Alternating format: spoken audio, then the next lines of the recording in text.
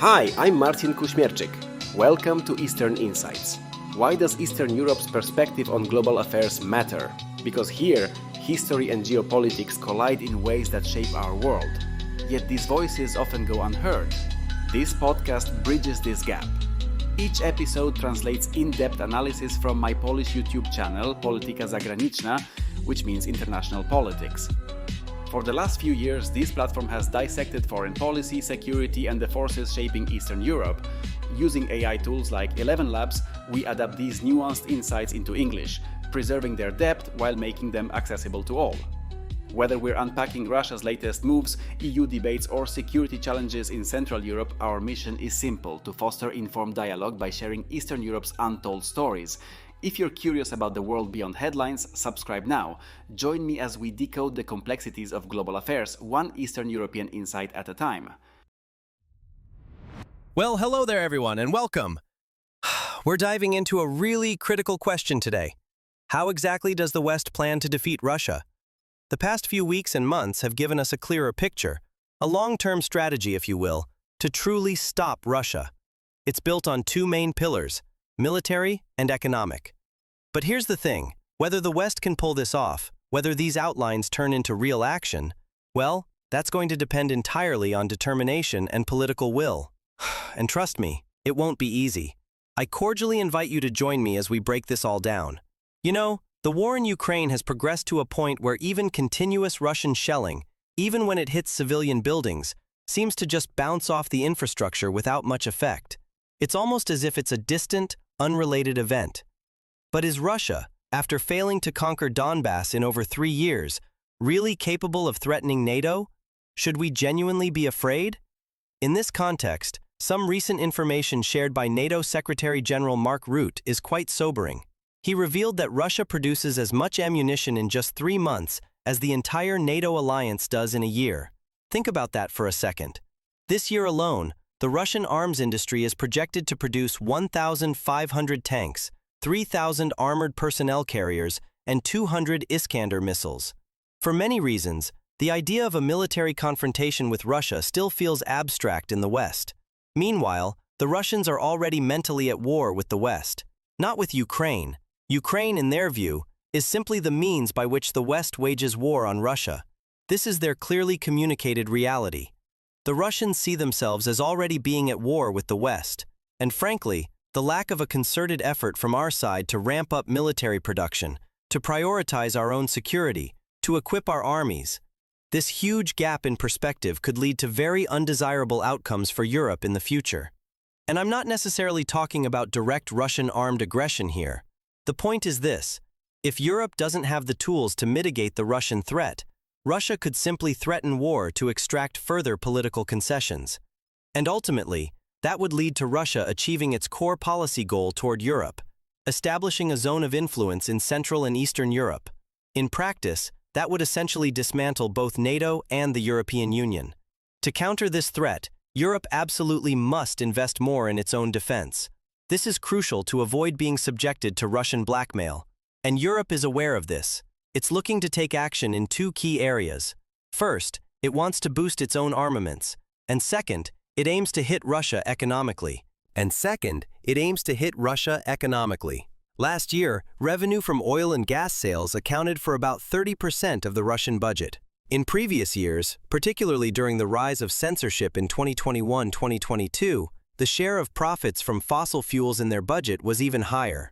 At the same time this year, a staggering 41% of the Russian budget will be allocated to the military. It's abundantly clear where the Russian economy's key vulnerability lies. However, the West's actions in this area have been constrained by its dependence on raw material supplies. And those holes in sanction policy? They're often not mistakes or oversights. Sometimes, they're the result of lobbying from certain interest groups within Europe. But very often, it's simply planned European policy. The goal wasn't to cut off Russia from the European market overnight, but rather to make their lives difficult. For example, the fact that we import raw materials from the Russian market, but pretend they're from India, Kazakhstan, or some other country, that's not a mistake. That didn't happen by accident. Because if we had cut off all Russian raw materials at once, The price shock would have been so immense, concerned, it's hard to say how society would have reacted. But today, the situation is different. Inflation has been brought down to an acceptable level. We have various other infrastructural possibilities. And we've grown accustomed to the idea that access to Russian raw materials is, well, dryly, difficult. And it's in this area, the future presence of Russian raw materials in Europe, that a critical change might occur. At the beginning of May this year, the European Commission proposed actions to achieve a full withdrawal of European countries from importing Russian energy resources. According to the plan outlined in June, EU countries are supposed to cease purchasing oil, gas, or uranium from Russia by the end of 2027. And starting from early next year, a ban on new gas supply contracts is set to be introduced, a proposal that also includes LNG. The prospect of moving away from Russian supplies clearly has a huge impact on European companies. In just the last 5 years, ETF funds focused on the European energy sector have gained over 100% in value. Beyond a definitive separation from the Russian market, other options on the table include sanctions designed in the US Senate, which we've discussed before. In short, the Americans are looking at a practical embargo on exports to the USA for anyone who buys Russian oil. There's also ongoing talk about lowering the maximum price at which Russian oil can be bought on global markets. And generally, the trend here is very unfavorable for Russia. The price of Ural oil is already below the level set in the Russian budget, and it continues to fall. Additionally, efforts are still underway to target the shadow fleet. This very catchy term refers to the ships Russians use to transport their raw materials while evading sanctions. And despite appearances, these sanctions are working. They haven't crushed the Russian economy, they haven't brought it to its knees, but they are making Russian life very difficult. The head of the Russian central bank recently stated publicly that Russia has exhausted the resources that fueled economic development and enabled production over the past 2 years, and that the future doesn't look great. If even some of these announced solutions actually materialize in the coming months, Russia will face serious problems. The second pillar of this strategy to stop Russia involves increasing European defense capabilities and expanding the industrial base. Signaling this commitment to increased investment in defense, financial packages were approved at the EU level. But the strongest political impulse came from the NATO summit. Allied countries are now obligated to spend 5% of their GDP on defense, including 3.5% on basic or core defense needs. This is a direct quote from the document outlining the leaders' meeting. This level is intended to be reached by 2035. Considering today's expenditures, it's a massive leap for most countries, completely changing the scale of planned investments. Of course, this money will indeed be spent on defense, but more on that in a moment. This political decision, this political impulse, is undeniably a success for those who have been pushing for increased defense spending for years, primarily the Americans. But it's also worth acknowledging President Andrzej Duda, who proposed this idea a year ago. When Andrzej Duda was in Washington, at the White House and with congressmen at the Capitol, talking about increasing NATO defense spending to 3% of GDP a year ago, it sounded quite abstract to many. Many said it was completely unrealistic, questioning why such a postulate was even necessary. Well, today that level has been raised, not to 3%, but to 5% of GDP. With all due respect to Andrzej Duda, he wasn't the sole key factor here. The key factor, of course, was Donald Trump. It was the Americans who continuously increased their pressure, or rather, more and more clearly expressed their undeniable desire for Europe to finally take responsibility for its own defense and increase defense spending. These statements couldn't have been more forceful than they were during the first months of Trump's presidency. And well, it worked. It's worth noting, by the way, how incredibly forward-looking the rhetoric from Europeans was towards America at this summit. This was primarily thanks to Secretary General Mark Rutte, the new secretary, who at times sounded almost inappropriate. Mark Rutte, in one of his speeches, even referred to Trump as daddy, a daddy who had to trample on the feet of Iranians and Israelis. It sounded quite awkward at times, and it was truly incredibly forward-looking, but it seems to have worked. What I mean is, these transatlantic relations, which Trump initiated in an extremely sharp way, calling Europeans to order, essentially trampling on them with the help of his vice president, for example, in Munich, have brought about a very visible effect. It proved effective. Europe finally understood this message, received this signal. Perhaps it was necessary to treat Europe in this way for the message to finally sink in. It seems that Trump left this summit in a different mood, with a different attitude towards Europe and also towards Ukraine. He himself said that the meeting in Zelensky, which took place on the outskirts of the summit, could not be nicer, and he also stated that he came to this summit because it was something he had to do, it was his duty, but that he was leaving feeling positive because of the attitude of other leaders, his friends, towards joint defense. From a Polish perspective, it was extremely important to continue working on fulfilling the defense plans adopted at the previous summit, as well as to push for the expansion of NATO infrastructure, for example, energy infrastructure, so that it would eventually encompass Poland as well. Such a rapid expansion of European military capabilities, if these declarations are indeed fulfilled, would dramatically change both the state and nature of transatlantic relations. It would align with American expectations regarding Europe and would also alter Europe's position within this broader geopolitical game, primarily between Russia and the United States. Now, these are just political declarations, and of course, they must be realized. This money has to be organized and spent on something reasonable, something that will not only fill the appropriate cell in an Excel sheet, but will also provide real military capabilities.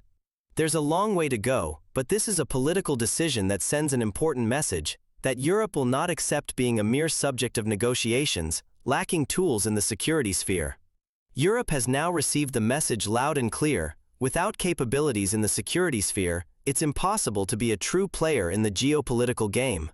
Europe is sending a signal that we will not allow ourselves to be dominated in the arms race, we will participate. And in the long run, due to Europe's economic caliber, Russia is in a losing position here. Also, because of our economic strength, we can hit Russia very hard if we simply make our economy resilient to the price shock associated with the absence of Russian energy resources on the European market. This is a message that says Europe does not want to be just a pawn in the game.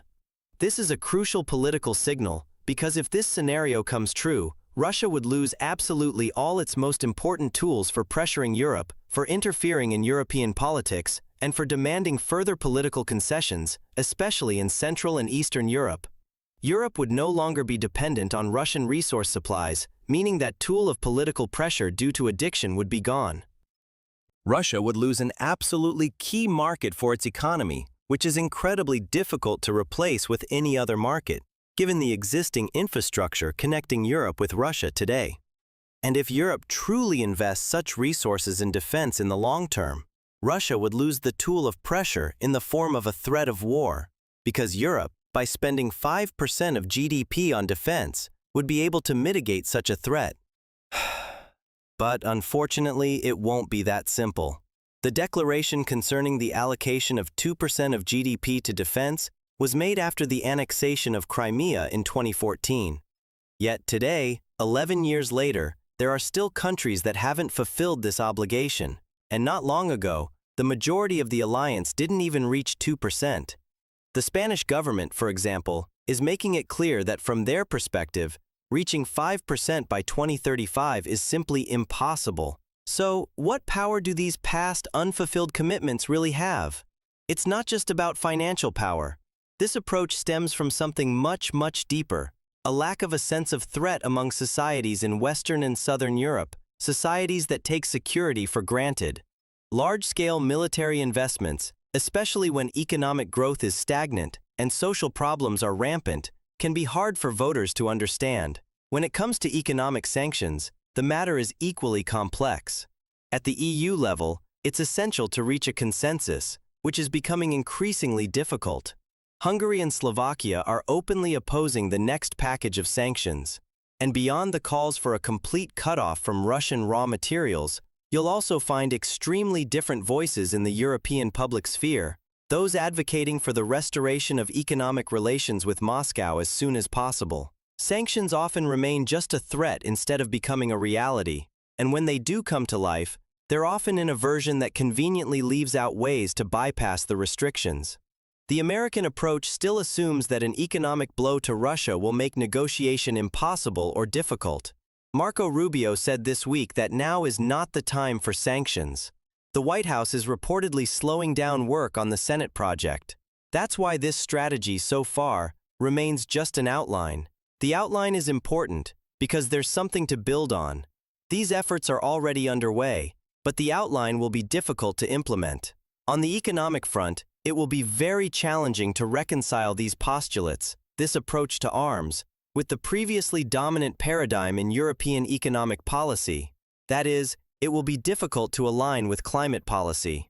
Emmanuel Macron is already suggesting that our climate goals should be postponed. Anyway, we see that at every level of politics, from the European to the national.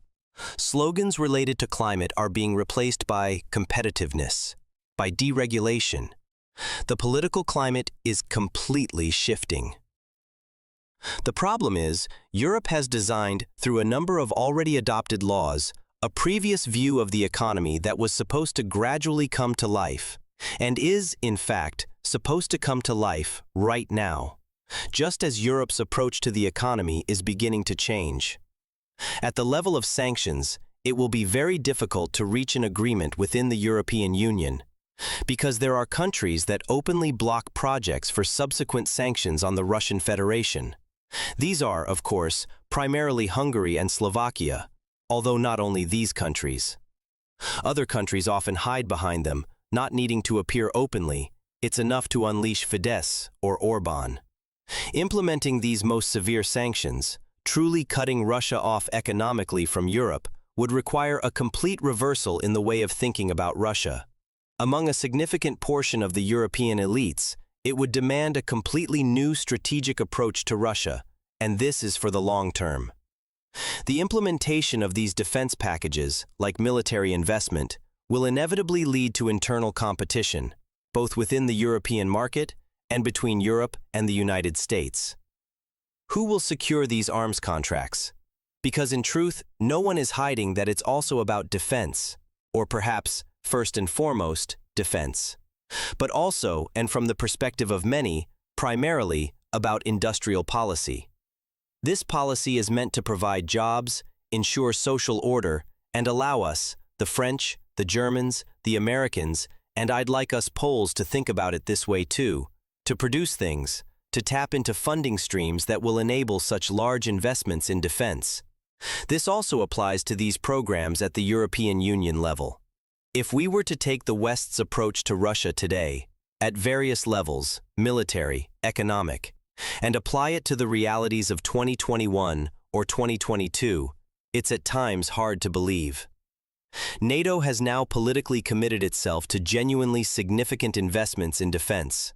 And this is our alliance too. Europe is sending a fairly clear signal that it doesn't want to be an object in the game of power, that it wants to build its own capabilities when it comes to security. The question is whether it will be able to implement this type of decision, to actually introduce this type of policy, taking into account the economic and social realities on the old continent. But I also think, right at the very end, a crucial aspect that needs to be emphasized again is the state of transatlantic relations, because after, to put it completely colloquially, Trump came into his second term from the boot, and that boot was pointed straight at the European face, it caused a reaction. That is, today, these transatlantic relations are calmed down, they are normalized, taking into account new realities and new, also American, expectations and priorities. NATO has been declared dead more than once. It experienced brain death. It was deemed completely out of touch with reality, just paper, and so on and so forth. But it is still an absolutely key space for the stabilization of the security architecture in our part of the continent and in the world in general. It is better to be in this alliance than outside it.